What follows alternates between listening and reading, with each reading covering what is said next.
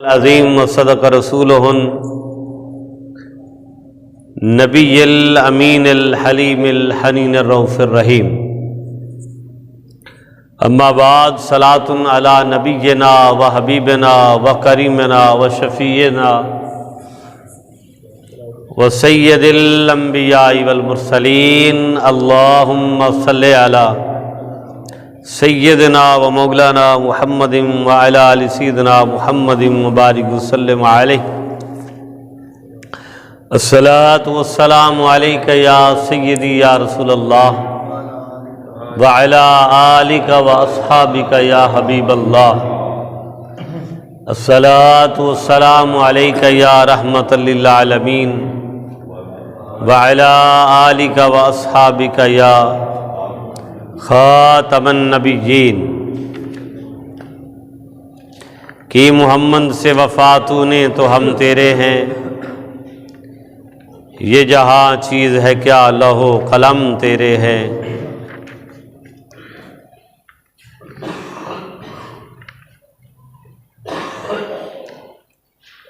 یا رسول اللہ، میری معراج یہ کہ میں تیرے قدم تک پہنچا، اور آپ کی معراج یہ کہ تو لوح و قلم تک پہنچا۔ تو معنی والنجم نہ سمجھا تو عجب کیا ہے، تیرا مد و جزر ابھی چاند کا محتاج۔ ادھر سے کون گزرا تھا کہ اب تک، ادھر سے کون گزرا تھا کہ اب تک دیار کہکشاں میں روشنی ہے، دیار کہکشاں میں روشنی ہے۔ حاضرین محترم، سامعین کرام، اللہ رب العزت کی ذات بابرکات کا شکر اور احسان عظیم ہے کہ جس رب ذوالجلال نے ہمیں جمعۃ المبارک کی ان بابرکت گھڑیوں میں اپنی بارگاہ میں حاضری کی توفیق عطا فرمائی۔ اللہ تبارک و تعالی ہم سب کو اپنی رحمتوں سے، اپنی قربتوں سے سرفراز فرمائے، اور جمعۃ المبارک کی ان ساعتوں کے طفیل ہمیں قبر و آخرت کی نجات و شفاعت سے فیض یاب فرمائے۔ حاضرین محترم، رجب المرجب کا ماہ مقدس رواں دواں ہے، اور آج جمعۃ المبارک کو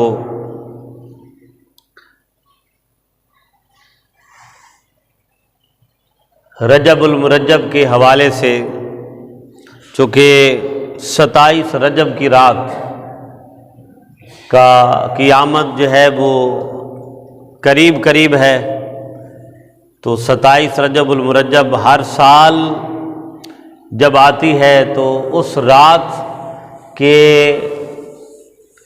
آنے اور آمد سے معراج النبی صلی اللہ علیہ وسلم کا عظیم الشان معجزہ نبی ہمارے دلوں میں سرگرداں ہو جاتا ہے۔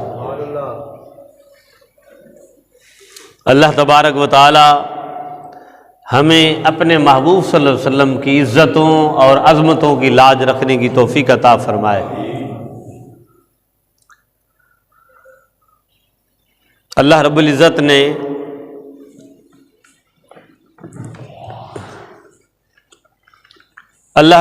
نے اس زمین کائنات میں، عرض کائنات میں 1,24,000 پیغمبروں کو مبعوث فرمایا، اور ان پیغمبروں کی آمد کا، تبعیض کا، ترسیل کا، رسالت کا مقصد صرف ایک تھا کہ اللہ اپنا پیغام اپنے بندوں تک پہنچا دے۔ اللہ اپنے پیغام کو، اپنے پیغام الوہی کو، جو وہ رب چاہتا ہے کہ میرے بندے میرے احکامات پر عمل کریں، ہدایت کے راستے پر چل پڑیں، اور اس عارضی زندگی میں جو رب چاہتا ہے اس کے مطابق زندگی گزار کے جب میرے پاس آئیں تو میں انہیں اپنے غضب نافرمانی کی سزا کی بجائے اپنے انعامات کا مستحق بنا دوں۔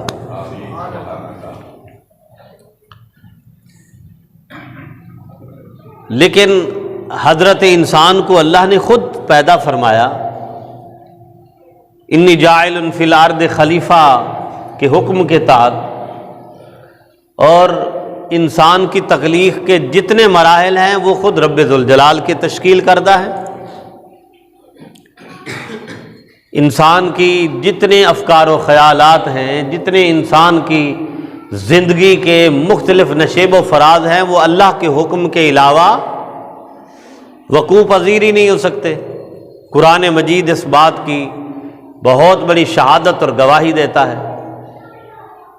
لیکن اس کے باوجود بھی جب انسان نے اس زمین پر قدم رکھا تو اللہ کے دیے ہوئے علم کو اس نے استعمال کیا، اور قرآن خود فرماتا ہے کہ وَيَهْدِ بِهِ كَثِيرًا وَيُضِلُّ بِهِ كَثِيرًا، کہ اللہ کے اس علم لدنی یا قرآن مجید کو پڑھ کر سمجھ کر کئی لوگ ہیں جو گمراہ تھے تو اللہ نے انہیں ہدایت عطا فرما دی، اور کئی ایسے ہیں جو گمراہی کا توق لے کے اس دنیا سے چلے جاتے ہیں۔ 1,24,000 پیغمبر کی ترسیل، رسالت اور تبعیض کا مقصد صرف یہ تھا کہ بندے کو اللہ تعالیٰ نے جو نفس اور روح کی تشکیل کے ساتھ بھیجا اس کی کانٹ چھانٹ کی جائے، اس کی تعظیم کی جائے۔ اور ان انبیاء کا مقصد یہ تھا کہ اللہ ایک ہے، سب سے پہلے ان کے دلوں میں لا الہ الا اللہ، اور پھر اپنی رسالت کا پیغام پہنچایا جائے۔ لیکن انسان جو ہے یہ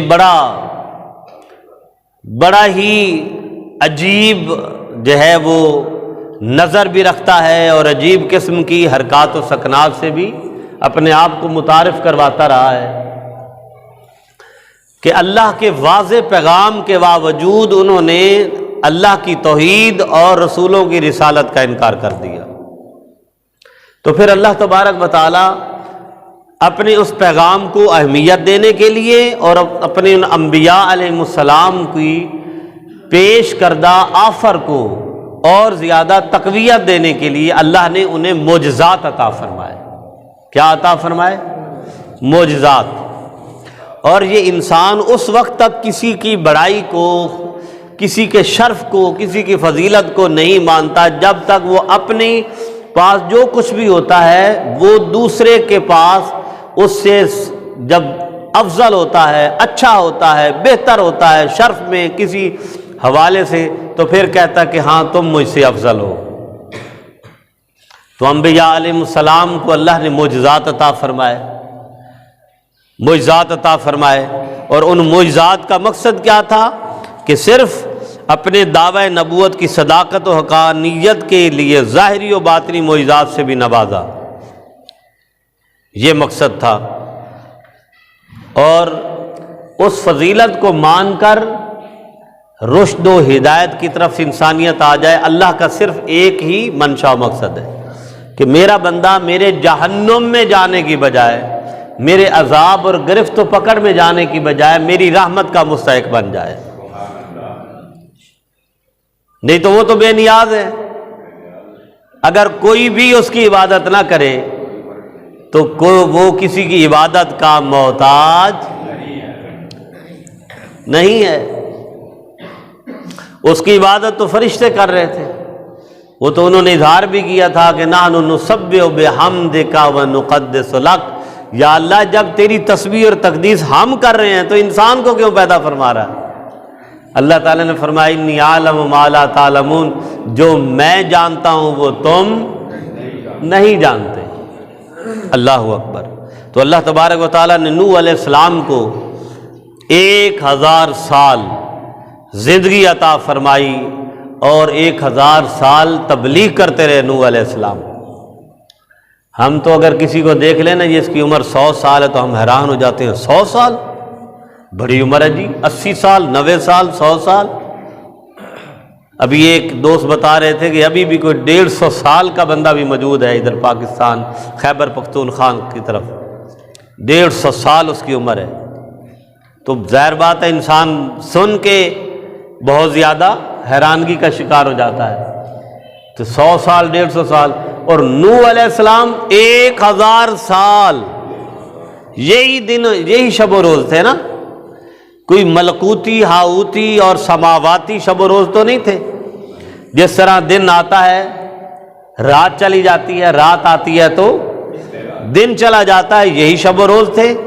لیکن کمال کی بات ہے کہ بندہ تھک بھی جاتا ہے نا، تھک بھی جاتا ہے. لیکن ہمیشہ یاد رکھیں کہ پیغام پہنچانے والا چونکہ اللہ کا رسول اور نبی ہوتا ہے، اس پیغام کے دینے میں وہ تھکتا. لیکن جن کی طرف پیغام جاتا ہے وہ لوگ تھک جاتے ہیں کہ یہ کیا رٹ لگائی ہوئی ہے بار بار. آخر حضرت نوح علیہ السلام کو اللہ تبارک و تعالیٰ نے فرمایا، ارشاد فرمایا وَاسْنَ الْفُلْكَ بِأَعْيُنِنَا، اے میرے نوح ہماری آنکھوں کے سامنے ایک کشتی تیار کرو.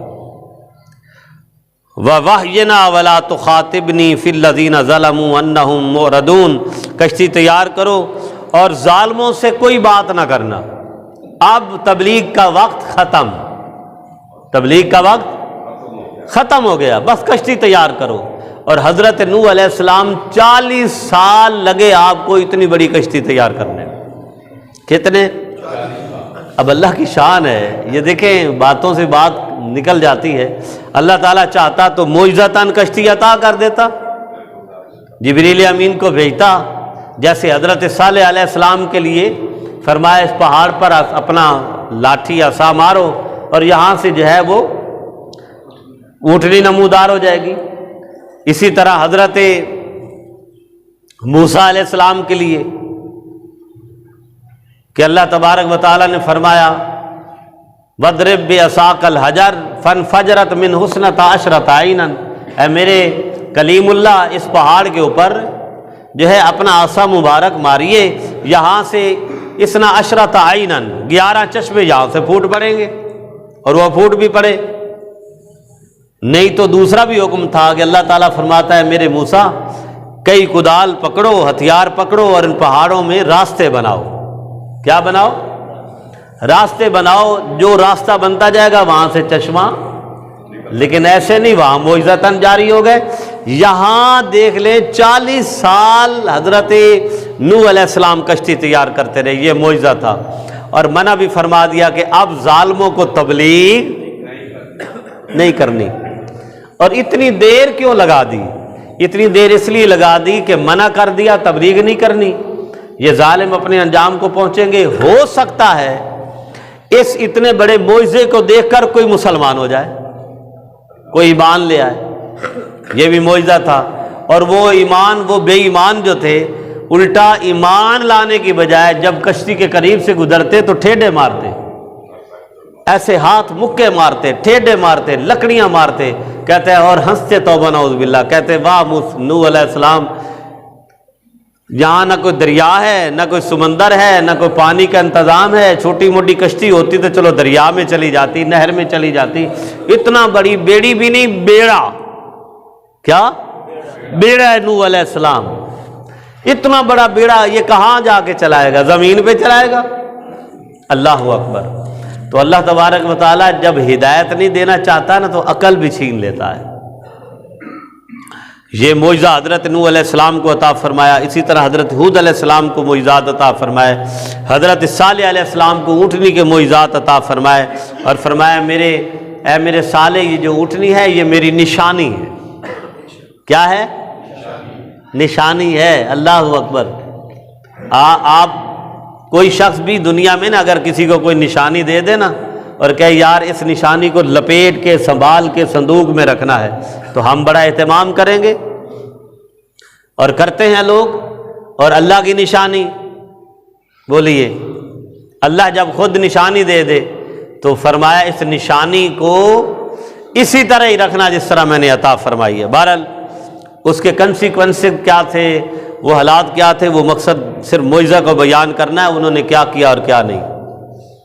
پھر حضرت ابراہیم علیہ السلام کو اللہ نے معجزات عطا فرمائے، حضرت یوسف علیہ السلام کو معجزات عطا فرمائے، حضرت موسیٰ علیہ السلام فالقى عصاه فاذا هي ثعبان کہ جب فرعون کے دربار میں گئے حضرت موسیٰ علیہ السلام، تو حضرت موسیٰ علیہ السلام نے جو لاٹھی عصا مبارک پکڑا ہوا تھا، تو فرعون نے کہا اس کے ساتھ کیا کرتے ہو؟ تو کہا جی بکریاں چراتا ہوں۔ کیا کرتا ہوں؟ بکریاں چراتا ہوں۔ تو فرعون نے کہا اس کے علاوہ؟ تو آپ نے اللہ کے حکم فَأَلْقَى عَصَاهُ فَإِذَا هِيَ ثُعْبَانٌ مُبِينٌ کہ اللہ کے حکم سے وہی عصا مبارک، فرعون کا اتنا بڑا بھاری، ہزاروں لاکھوں لوگ موجود ہیں وہاں، وہ عصا مبارک ڈالا تو وہ ہیا ثعبان مبین، بہت بڑا اژدہا بن گیا، اژدہا بن گیا۔ جب اژدہا بنا دوسرے لمحے پکڑ لیا تو پھر لاٹھی بن گئی۔ یہ عام انسان کر سکتا ہے؟ بولیے نا، نہیں کر سکتا۔ یہ معجزہ ہے، اور معجزہ کہتے ہی اسے ہیں کہ جہاں عقل کے گھوڑے دوڑ دوڑ کر اپنا سب کچھ ختم کر دیں، وہاں سے پھر اللہ کے معجزے کی کہ اعجاز مندی کی ابتدا ہوتی ہے، وہاں سے ابتدا ہوتی ہے۔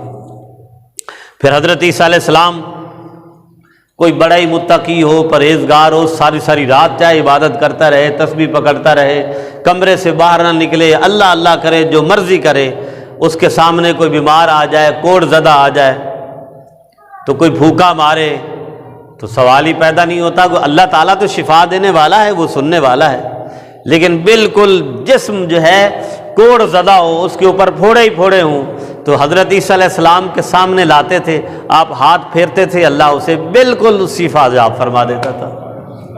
مٹی کا پرندہ بناتے، آپ پھونک مارتے اور وہ، یہ معجزہ تھا اللہ نے۔ مقصد کیا تھا؟ تاکہ اللہ تبارک و تعالیٰ اپنی حاکمیت کا اظہار بندوں کے دلوں میں اور اپنے نبیوں کی نبوت کا سکہ اپنے بندوں کے دلوں میں ڈال دے، کہ لوگ ہدایت یافتہ ہو جائے۔ یہ سارے معجزات ہیں، لیکن کمال کی بات ہے کسی کے پاس کوئی معجزہ، کسی کے پاس کوئی معجزہ جن کا اظہار میں نے آپ کے سامنے کیا ہے۔ اللہ اکبر۔ اور کوہ صفا پر جب نبی آخر الزماں، آقا دو جہاں، سرور کائنات، حوض کوثر کے مالک، رب کے دلارا، رب کے پیارے، معراج النبی کا مسافر، آسمانوں کے دولہ، عرش کا مہمان محمد عربی، جب آقا علیہ السلام نے کوہ صفا پر دعوت دی تو سامنے مشرکین مکہ نے کہا اللہ اکبر کہ آپ کے نبی ہونے کی دلیل کیا ہے؟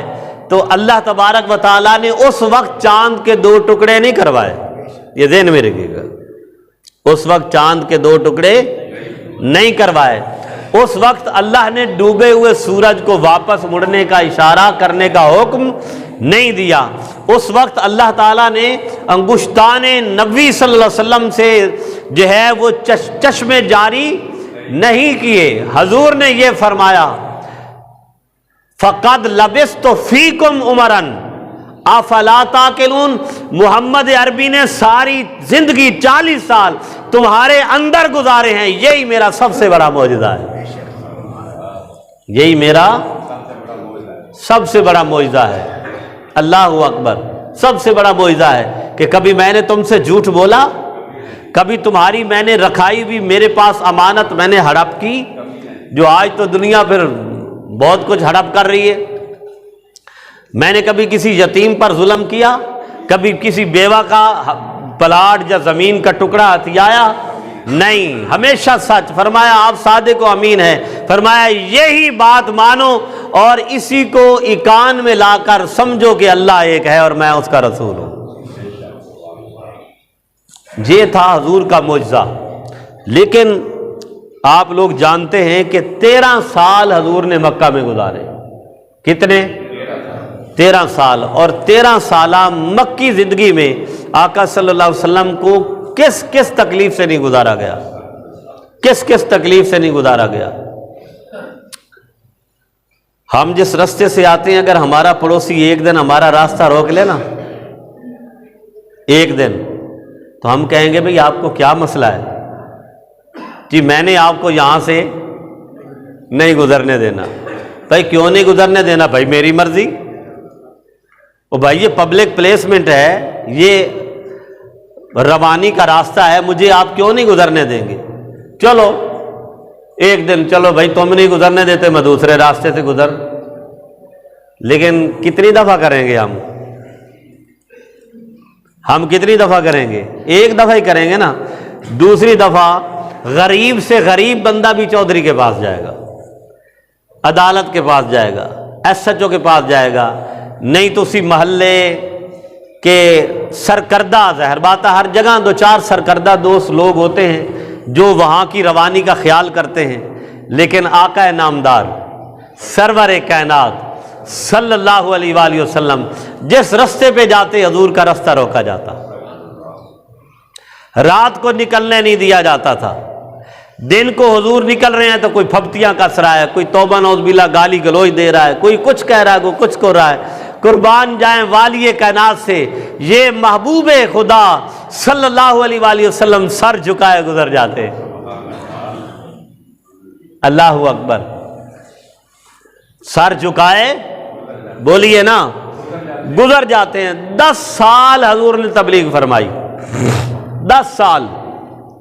یہ وہ رسول ہیں کہ جنہیں اللہ نے لولاک لما خلقت الافلاق کا منبع بنایا ہے، کہ فرمایا میرے حبیب صلی اللہ علیہ وسلم لولاک لما اظہرت ربوبیہ، کہ میرے حبیب آپ نہ ہوتے تو میں اپنے آپ کو رب بھی نہ کہتا۔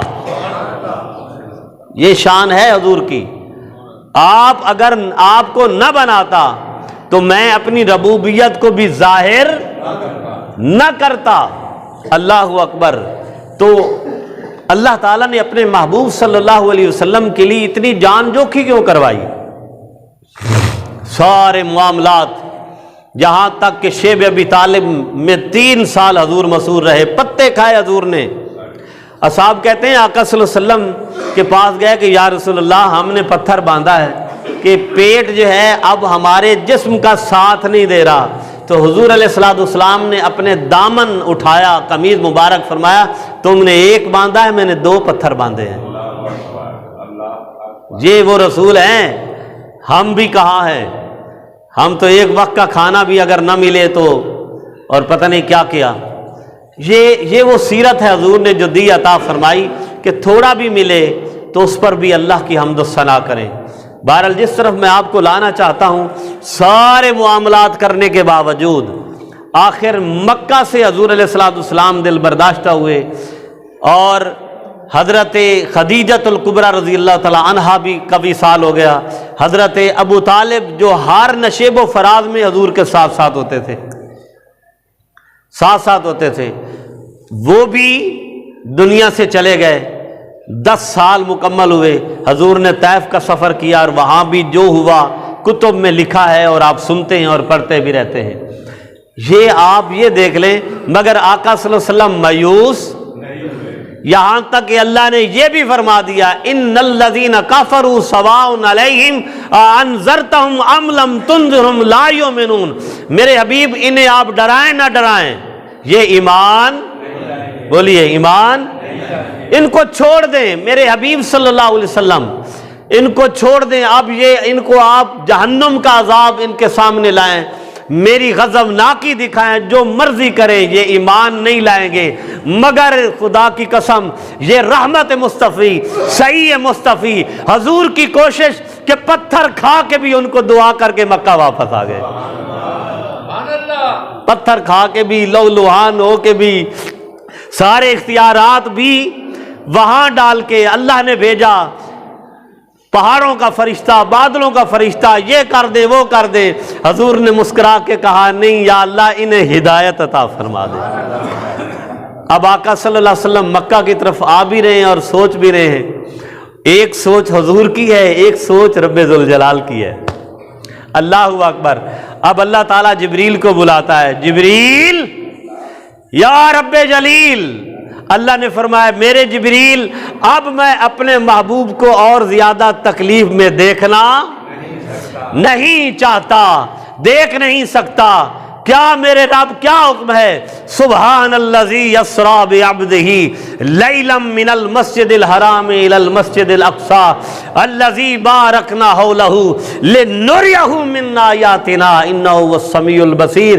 اے میرے جبرائیل، اب میرے محبوب پر انتہا ہو گئی، اس لیے کہ رب تو فرماتا ہے فَإِنَّكَ بِأَعْيُنِنَا، میرے حبیب آپ جہاں جہاں بیٹھیں، جہاں جہاں چلیں، آپ سوتے ہیں تو آپ پر نظریں ہیں اس رب رحمان کی، آپ چلتے ہیں تو آپ نظر میں ہیں اس رب رحمان کی، میرے حبیب آپ جاگتے ہیں تو نظر میں ہیں اس رب رحمان کی، آپ سوچتے ہیں تو وہ رب ذوالجلال اپنی نظریں آپ پر جمائے ہوئے ہیں۔ اس کے باوجود رب نے فرمایا میرے جبریل جا میرے مصطفیٰ کو اب وہاں لے آ جہاں رب کی ذات ہو اور دوسرا میرا مصطفیٰ ہو۔ اب مجھے اور کسی کی ضرورت نہیں ہے۔ اللہ اکبر۔ حضور غمگین ہو گئے نا، تقاضۂ بشریت، بتقاضۂ ہم اپنے آپ کو بھی لیں نا، ہمارا بچہ ایک مرتبہ بات نہ مانے تو ہم پریشان ہو جاتے ہیں، اور 1,24,000 پیغمبر کی ہسٹری، تاریخ، ان کی سیرت پڑھیں، کتنے نبیوں نے بد دعائیں نہیں کی۔ موسیٰ علیہ السلام، نوح علیہ السلام، وَإِذْ قَالَ نُوحٌ رَبِّ لَا تَذَرْ عَلَى الْأَرْضِ مِنَ الْكَافِرِينَ دَيَّارًا، یا اللہ بس، اب میری بس ہوگی، اب ان میں سے ایک بھی زمین پر بچنا۔ وَإِن تَذَرْهُمْ يُضِلُّوا عِبَادَكَ، اگر یہ بچ گئے تو یا اللہ یہ دوسروں کو بھی گمراہ کریں گے۔ وَلَا تَلِدُوا إِلَّا فَاجِرًا كَفَّارًا، اور جو ان کے پیٹوں سے نکلیں گے جب پیدا ہوں گے وہ بھی فاسق فاجر پیدا ہوں گے۔ یعنی کوئی نبی، دیکھیں یہ تو خدا کی شان ہے نا، چاہے گمراہ پیدا کرے یا ہدایت یافتہ، لیکن نوح علیہ السلام وہ کہتے ہیں نا تنگ آمد بنجانگ، اتنے تنگ ہو گئے کہ اتنی بڑی بد دعا کر دی۔ اللہ اکبر۔ مگر حضور کی زبان سے بد دعا کا کلمہ نہیں نکلا، حضور خاموش رہے۔ یا جبریل جا میرے محبوب کو ایسے لیا کہ قیامت تک دنیا اس سفر کے سفر نامے کو بیان کرتی رہے، اس سفر کو بیان کرتی رہے۔ اچھا، دو چیزیں ہوتی ہیں، وقت کم ہے، انشاءاللہ اگلا جمعہ بھی معراج پہ ہی ہے، پھر آگے معراج کی رات آ جائے گی۔ ایک ہوتا ہے سفر، ایک ہوتی ہے سیر۔ ایک ہوتا ہے سفر، ایک ہوتی ہے سیر۔ سفر پہ بندہ خود جاتا ہے، سفر پہ بولیے نا، خود جاتا ہے، سفر میں مشکلات بھی آتی ہیں، پریشانیاں بھی آتی ہیں، اور سیر کروائی جاتی ہے۔ سفر پہ بندہ بدیل نخواستہ نکلتا ہے، خوشی ہو گئی، غمی ہو گئی، سارا کچھ چھوڑ کے سیر کے لیے بندہ، آپ خود بتائیے، پریشانی کے ساتھ جاتا ہے یا خوش خود جاتا ہے؟ سیر پر بندہ خود جاتا ہے، بے خوشی کا مقام ہے۔ اس لیے اللہ تعالیٰ نے یہ نہیں فرمایا کہ یہ معراج کا سفر ہے، فرمایا اسرا بعبدہ، میں نے اپنے محبوب کو سیر کروائی رات کے قلیل وقت میں۔ سبحان الذی اسرا بعبدہ لیلا من المسجد الحرام الی المسجد الاقصی۔ اب لوگ کہیں گے یار بات یہ ہے کہ احادیث میں تو آقا صلی اللہ علیہ وسلم کے جو فرامین ذیشان ہیں کہ فرمایا میں کعبہ قوسین تک گیا، عرش اعلیٰ، سدرۃ المنتہا، یہاں تو صرف بیت اللہ اور بیت المقدس کا ذکر ہے۔ تو اللہ تعالیٰ نے ادھر پھر سورۃ النجم والنجم اذا ہوا، مجھے قسم ہے اپنے اس محبوب چمکتے دمکتے ستارے کی جب میں اسے فضاؤں ہواؤں میں لے کے گیا۔ سبحان الذی اسرا بعبدہ، یہ زمین کے سفر کا بیان ہے، اور والنجم اذا ہوا، خلاؤں ہواؤں فضاؤں کے سفر کا بیان ہے۔ خلاؤں، اللہ اکبر۔ یا اللہ تو نے اتنا بڑا کرم فرمایا، اتنی بڑی مہربانی فرمائی، دنیا قیامت تک بھی سائنسدان ٹیکنالوجی جتنی ایڈوانس ہو جائے گی نا، ایڈوانس ہو جائے گی۔ دیکھیں جو لائٹ ہے، بجلی، آج بھی 1 سیکنڈ میں 3 لاکھ کلومیٹر سفر کرتی ہے۔ 1 سیکنڈ میں بولیے 3 لاکھ کلومیٹر بجلی 1 سیکنڈ میں سفر کرتی ہے۔ اور اگر ہوا فضا کا اگر جائزہ لیا جائے تو وہاں اگر اس ٹریول کو، سفر کو ایک انسان سفر کرے، انسان خلا میں فضا میں جائے تو اسے 1 منٹ میں تقریباً 1000 کلومیٹر سفر کرنا پڑے گا۔ 1 منٹ میں کرے انسان، بجلی نہیں، انسان۔ تو قیامت تک ریموٹ کیا جو مرضی انسان بنا لے، 1 منٹ میں 1000 کلومیٹر کوئی سفر نہیں کر سکتا۔ اور اہل اللہ نے لکھا کہ صرف 4 قدموں پہ براق عرش اولا تک حضور کو لے کے گیا۔ کتنے؟ مکہ پہ، مکہ کی سرزمین پر جبریل امین آئے، آقا صلی اللہ علیہ وسلم کو جگایا۔ وہ سفر آپ پڑھتے بھی رہتے ہیں، علماء سے سنتے بھی رہتے ہیں، اس کی ڈیٹیل اور تفاصیل کی طرف جانے کی ضرورت نہیں۔ آقا صلی اللہ علیہ وسلم براق پر سوار ہوئے، فرمایا حضور نے 1 قدم براق کا مکہ میں تھا، دوسرا بیت المقدس میں تھا۔ اور مکہ اور بیت المقدس یعنی بیت اللہ اور بیت المقدس، یہ براق، بارق کہتے ہیں بجلی کو، جی بجلی کو۔ اور بجلی میں نے آپ کو کہا کہ سائنسدان کہتے ہیں کہ 3 لاکھ کلومیٹر 1 سیکنڈ میں۔ تو یہ بارق نہیں، یہ بجلی نہیں تھی براق، یہ بجلیاں، برق کی جمع براق تھا۔ اللہ اکبر۔ اور 1 قدم، اور پھر وہاں سے آقا صلی اللہ علیہ وسلم نے کتنی سفر طے فرمایا، فضائیں، خلائیں، 7 آسمان۔ پھر 1 قدم براق کا بیت المقدس کی سرزمین پر تھا، اور دوسرا قدم پہلے آسمان پر تھا۔ پھر اسی طرح آسمانوں کا سفر جاری رہا، اور ایک آسمان اور دوسرے آسمان کے درمیان کتنے مسافت ہے، میں نے پہلے بھی کئی دفعہ عرض کیا ہے۔ ایک آسمان سے دوسرا آسمان، آقا صلی اللہ علیہ وسلم نے فرمایا کہ 3500 سال کی مسافت ہے۔ ایک آسمان سے دوسرے آسمان پر جانا ہو تو 35 صدیاں لگتی ہیں۔ اور رب فرماتا ہے اسرا بعبدی، رات میں نہیں، آدھی میں نہیں، 1 پیر میں نہیں، ایک چھوٹے سے حصے میں نے مکہ سے اپنے محبوب کو لیا، جبریل امین میرے محبوب کو لے کے آئے، میرے محبوب وہاں سے چلے بیت المقدس میں آئے، 1,24,000 پیغمبر سے مصافحہ کیا، ملے، تعارف ہوا۔ یہ نہ سمجھنا کہ آئے حضور اور صفیں بندی تھی اور آقا کھڑے ہو گئے نماز، نہیں، آقا صلی اللہ علیہ وسلم ایسے صف بندی تھی تو اندر صفوں کے گھوم رہے ہیں۔ اے میرے بھائی یحییٰ کیا حال ہے، اے میرے بھائی عیسیٰ کیا حال ہے، اے میرے بھائی یوسف کیا حال ہے، اے میرے دادا امجد حضرت ابراہیم علیہ السلام کیا حال ہے، اے میرے بھائی نوح کیا حال ہے، اے میرے بھائی موسیٰ کیا حال ہے۔ اللہ اکبر۔ چونکہ 1,24,000 پیغمبر بیٹھے نہیں تھے، کھڑے تھے صفیں باندھ کے، صفیں باندھ کے۔ 1,24,000 پیغمبر اپنی قبروں میں، اسی لمحے بیت المقدس میں، اور ادھر حضور پہلے آسمان پہ پہنچے تو عیسیٰ علیہ السلام وہاں بھی، یحییٰ علیہ السلام وہاں بھی، زکریہ علیہ السلام وہاں بھی، 7ویں آسمان پہ پہنچے تو بیت المعمور کے ساتھ حضرت ابراہیم علیہ السلام جو حضور کے ساتھ بیت المقدس میں نفل 2 پڑھ کے گئے ہیں، وہی ابراہیم علیہ السلام بیت المعمور کی دیوار کے ساتھ پیٹھ لگا کے بیٹھے ہیں اور کہتے ہیں یا بنیہ السلام علیکہ، میرے بیٹے محمد ابراہیم علیہ السلام کا بھی آپ کو سلام۔ یہ شان، یہ معجزہ ہے، نہ بیان ہو سکتا ہے اور نہ اس کو سمجھتا جا سکتا ہے، اس لیے کہ اس میں اللہ کی شان ہے اور محمد مصطفیٰ کی آن ہے۔ یہ حضور کی عظمت کو اللہ تعالیٰ نے بیان فرمایا ہے۔ تو انشاءاللہ یہ تذکرہ معراج النبی جاری و ساری رہے گا۔ اللہ تعالیٰ ہمیں اپنے محبوب کی عظمت کو سمجھنے کی توفیق عطا فرمائے۔